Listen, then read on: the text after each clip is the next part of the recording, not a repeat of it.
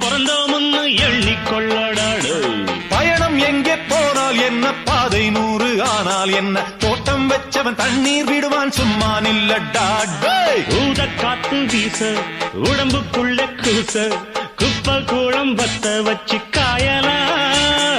தை போறக்கும் நாளை விடியும் நல்ல வேளை, பொங்கப்பாலு வெள்ளம் போல பாயலாம்.